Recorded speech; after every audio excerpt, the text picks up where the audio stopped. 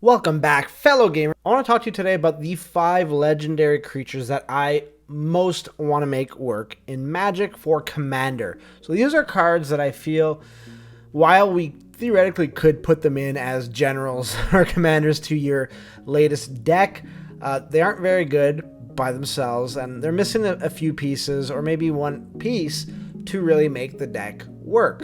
And while one on the list does have a good deck or a semi-okay deck, it's not the kind of deck that I want to play.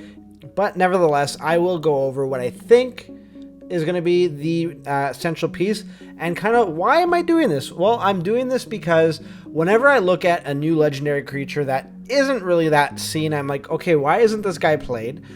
And furthermore, how can I play him that it makes it effective? And it kind of bothers me that some of these cards I want to play, not because they could be powerhouses. I just like to drop a commander on the board and have our opponents go, what the heck is that crap? And then beat them with it, right? That's kind of the dream. So without further ado, let's jump in. The first legendary creature is Zuber, Golden Feather.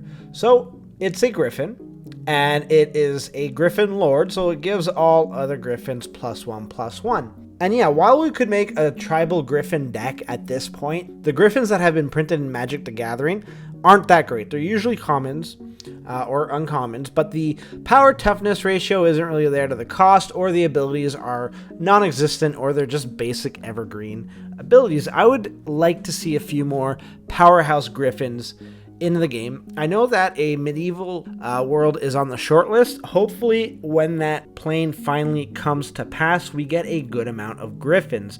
I would really like to see more Griffins.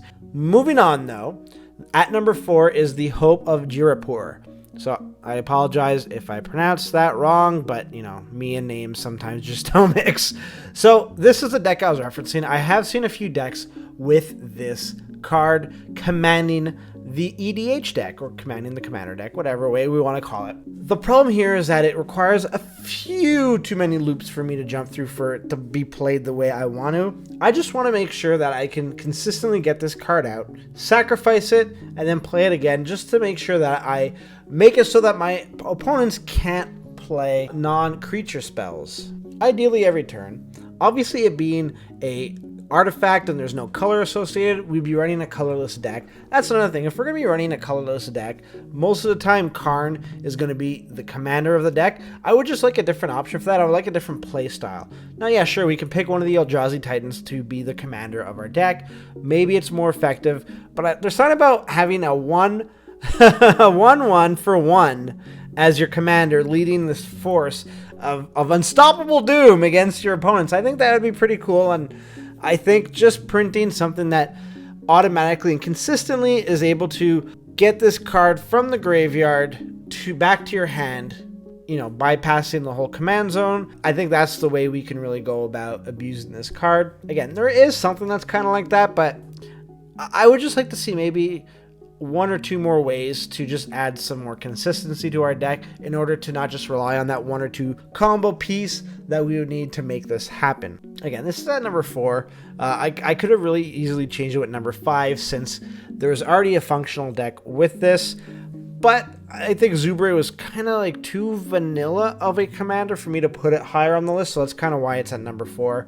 At number 3, though, we have Izuka the Ruthless. Now, this is actually a creature that would need more samurai support to really make it effective. So there are quite a few samurais from the Kamigawa block, but outside of that, we haven't really gotten any samurais. I think just making more samurais that are worth playing. So in this case, we don't want to play bad cards to make this card effective. So just printing additional samurai in supplemental products, or hopefully in a plane that we'll visit in the future that happens to have samurais, would be one way of going about it.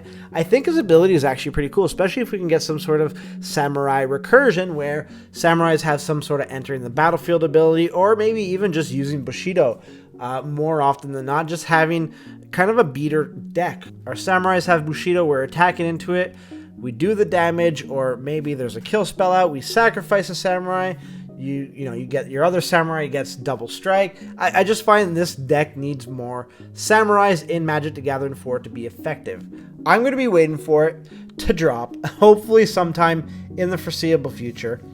Maybe, who knows, maybe there's going to be an even better Samurai Lord that would be printed that would just unseat Izuka, and then after we could just go buck wild with that new Samurai. But as it stands, if I want a Samurai Tribal, I think this is probably the card to go with.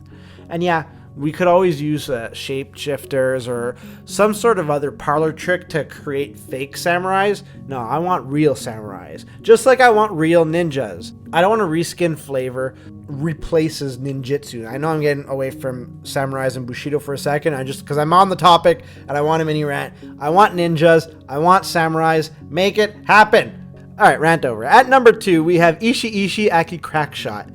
So, despite the fact of his name being completely awesome, this is a card that I always want to play with. However, it is so situational. You need to have a play group where you have a player that's always playing spirits or arcane spells to really be effective.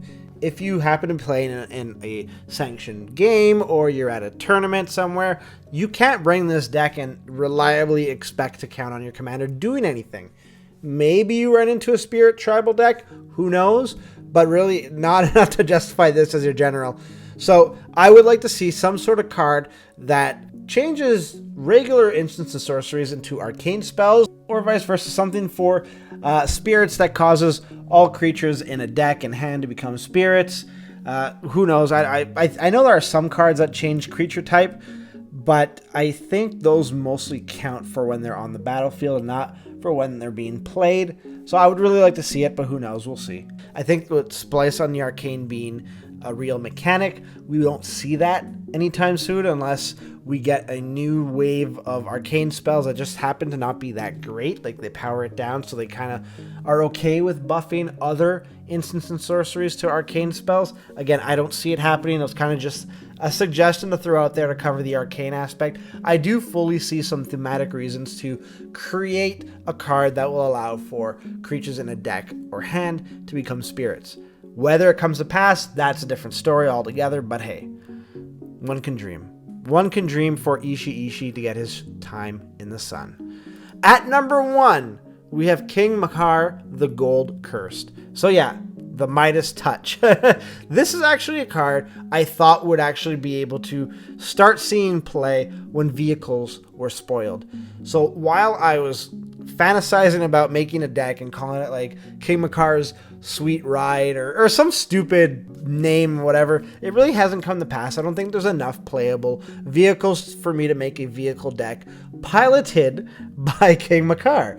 So while we can go about different ways of getting King Makar tapped and untapped, I just want to see more of those abilities and make them good abilities that I would want to play. I think having that aspect of a mono black deck where you're just tapping and untapping your guy nonstop for spot removal is pretty cool. Because right now the deck revolves around something like Spring Leaf Drum, Puppet Strings, 1,000-Year Elixir. I would just like to see something more. I'd like to see more pack for punch. I don't need to tap him and untap him multiple times, but I would just need other reasons to want to tap him. Or an untap that includes a drawback. So something that could play into another black synergy. So untap target creature if you sacrifice another creature.